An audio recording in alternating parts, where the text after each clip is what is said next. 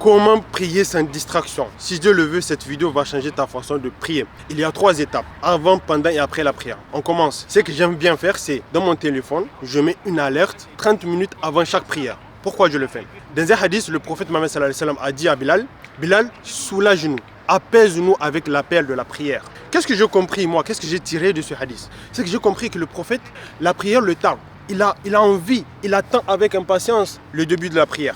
Il l'attend avec envie. Donc je me suis dit, je dois imiter ça dans ma vie. Le but c'est d'imiter le prophète Mohammed sallallahu alayhi wa sallam. T'es d'accord? Donc j'ai dit, je vais mettre ça dans ma vie. Donc je mets une alerte 30 minutes avant chaque début de prière pour que moi-même, avec le temps, quand tu vas avoir, durant un long moment, tu vas avoir ces alertes là 30 minutes avant chaque prière, tu vas commencer à aimer la prière. Tu vas, chaque fois que tu vas voir l'alerte, tu vas dire, ah, dans 30 minutes, il y a un événement, il y a quelque chose qui arrive. C'est vraiment une astuce qui est incroyable. Il y a plusieurs applications qui te permettent de mettre une alerte 30 minutes avant chaque prière et ça te permet vraiment de pouvoir toi aussi que la prière te tarde. Tu te dis dans 30 minutes, il y a la prière. On avance toujours avant la prière. Quand je fais les ablutions, après les ablutions, j'aime dire cette doigt qui va énormément t'aider dans la concentration. Donc quand tu finis l'ablution, tu dis Ashhadu an la ilaha illallah wahdahu la sharika lahu wa ashhadu anna Muhammadan abduhu wa rasuluhu. Allahumma ij'alni min at-tawwabin waj'alni min al-mutatahhirin. Excuse-moi. Cette doigt va t'aider, Inch'Allah, à te concentrer dans la prière. Et si tu fais tes ablutions dans les toilettes, dans les douches, c'est recommandé de dire quand tu sors Ghufranaka. Tu demandes le pardon à Allah. Ok, maintenant, commençons dans la prière. Moi, même quand je suis seul, et je te le recommande, je fais la Iqama. Même quand je suis seul, je fais l'appel à la prière. Et ensuite, quand je fais mon takbir, mon premier takbir, il y a une doigt qui est super puissante qui va vraiment transformer tes prières. Ok, la doigt elle est ainsi. Allahumma ba'id bayni wa bayna khatayaya kama ba'adta bayna al-mashriq wal maghrib. Allahumma naqqini min khatayaya kama yunqaffu al-abyadu min ad-danas. Allahumma ighsilni min khatayaya bil-thalj wal ma'i wal barad. Ok, je te mettrai les ressources pour que tu puisses mémoriser ce doigt. Ok, soit je te mettrai une capture pour que tu poses et essayer de mémoriser, ou bien je te mettrai une ressource, soit dans la description, soit à la fin de la vidéo, mais je te mettrai, Inch'Allah, quelque chose pour te permettre de mémoriser ces doigts qui sont super importantes. Donc pourquoi elle est puissante? Parce que tu demandes à Allah d'effacer tes péchés. Tu demandes à Dieu d'effacer tes péchés. Donc en fait, tu sais, souvent quand on est dans la prière, on se sent un peu hypocrite quand on a des péchés. On ne se sent pas digne d'être devant Allah, devant Dieu. C'est à cause des péchés. Ok, mais si tu demandes à Allah de supprimer tes péchés, donc tu es clean. Maintenant, tu es digne d'être devant Dieu. Donc cette doigt va te donner de la confiance en toi. Ça va te donner de la confiance en toi pour pouvoir vraiment te sentir à l'aise à être devant Dieu, de te présenter devant Dieu sans avoir honte. Et ça va t'aider dans la concentration. Mais le vrai secret, moi dans ma méthode, c'est le suivant. Au moment de ma prière, au moment du soujoud, c'est là où tout change. C'est là où vraiment tu vas voir que ta prière va se transformer à partir d'aujourd'hui. Je fais ce qui est obligatoire. Subhana rabbil a'la, subhana rabbil a'la, subhana rabbil a'la, au moins 3 fois. Subhanaka Allahumma rabbana wa bihamdik, Allahumma ghafirli. Une fois. Ok, je peux dire, tu peux rajouter. Souvent je rajoute Subbu Quddus Rabbul Mala'ikat wa Ruh.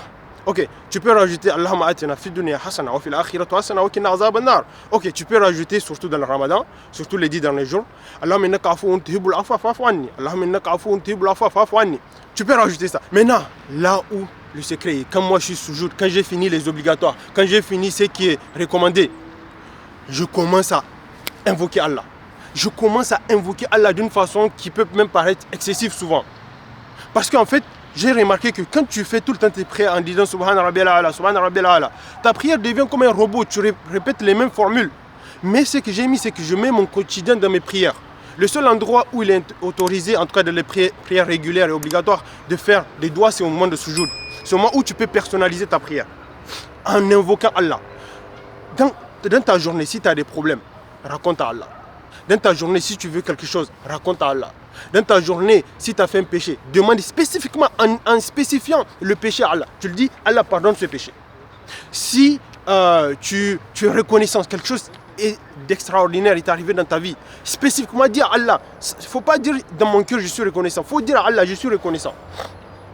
Il faut le prononcer, c'est-à-dire il faut le dire dans la prière, pas à voix haute quand tu es en soujoud, mais il faut le dire.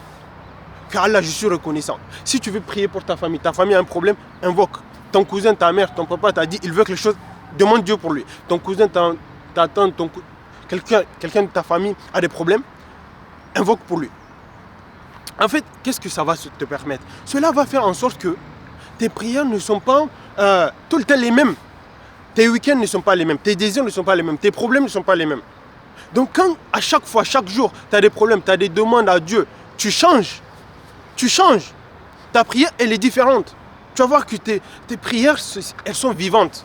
C'est vraiment la clé, je vais insister dessus. Tu vas voir que tes prières vont changer. Tous tes problèmes, tout ce que tu veux, tous tes péchés, demande pardon. Et spécifiquement, prononce les péchés. Ok, tout ce que tu es reconnaissant, il faut montrer à Allah que tu es reconnaissant. Prie pour la communauté musulmane. Prie pour un pays en guerre. Prie pour les musulmans, pour que Dieu nous guide. Tout ça, fais ça de la prière pour que ta prière soit vivante. Il ne faut pas que ta prière soit Subhana Rabbil A'la seulement quand tu es en sujoud. Subhana Rabbil Azim, ok, quand tu es en ruku, on ne peut pas invoquer là-bas. Ok, mais en sujoud, tu peux invoquer.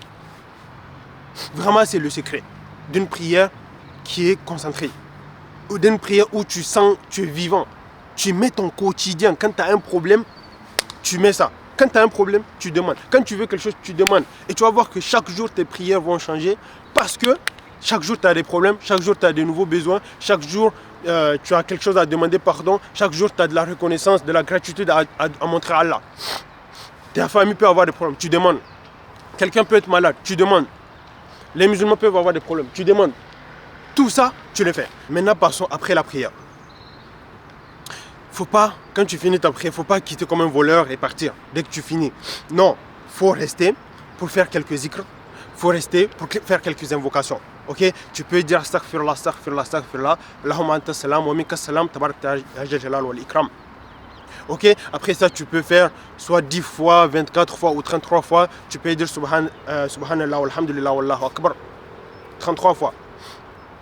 Et tu peux dire à la fin une doigt que j'aime énormément qui va te permettre vraiment d'aimer la prière, c'est tu peux dire la ilaha illallah wahdahu la sharika la lahul mulku lahul hamdu huwa ala kulli shay'in qadir la hawla wala quwwata illa billah la ilaha illallah wa la na'budu illa iyyah lahun ni'matu wa lahul fadlu wa lahu fana'un hasan la ilaha illallah mukhlisina lahu ad-din wa law karihal kafirun. Je fais rapidement sinon la vidéo sera trop longue mais je te mettrai inchallah une ressource pour mémoriser ces doigts.